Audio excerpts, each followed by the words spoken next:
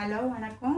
நாங்கள் 3 கிட்டத்தட்ட 25 வருஷமாக எனக்கு இவங்களுக்கு தெரியும். அதுக்கு முன்னாடியிலேருந்தே இவங்க இதை பண்ணிகிட்ருக்குறாங்க. ஆனால் எங்கள்கிட்ட துணி வாங்கணும்னு வந்தால் ஒரு சாரி தான் எடுக்க வருவோம். ஆனால் கிட்டத்தட்ட 7-8 சாரி எடுத்துகிட்டு போயிடுவோம். இப்போ கூட ட்ரெஸ்ஸு சும்மா பார்த்துட்டு போகலான்னு தான் வந்தோம். ஆனால் நாங்களே 3 ட்ரெஸ் எடுத்துட்டோம்.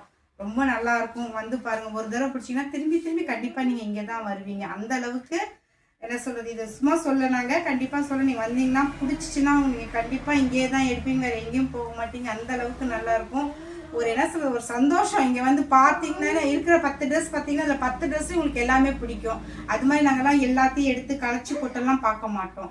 பார்த்தோன்னா ஃபஸ்ட்டு டக்கு சும்மா பார்த்துட்டோம், ட்ரெஸ் எடுத்துட்டோம், நல்லாயிருக்கும். கண்டிப்பாக எல்லோரும் வந்து இங்கே வாங்குங்க.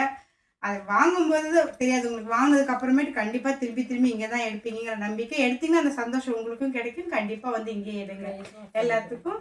நம்ம விலையும் நல்லா இருக்கும். விலையை விட நீங்கள் வந்து துணி எடுத்தீங்கன்னு வச்சுக்கோங்களேன். எங்கள் அம்மா சொல்லுவாங்க, மேடம்கிட்ட துணி எடுத்தால் புடவை துவைக்க நல்லா இருக்கணும், அங்கே தான் எடுக்கணும்ன்ட்டு எங்கள் அம்மாவும் அதுதான் சொல்லுவாங்க. அதனால தான் எடுத்துருக்கோம். வந்து பாருங்கள், எடுத்திங்கன்னா உங்களுக்கு கண்டிப்பாக பிடிக்கும். இந்த இடத்துல தான் திருப்பி திருப்பி நீங்கள் எடுப்பீங்க கண்டிப்பாக.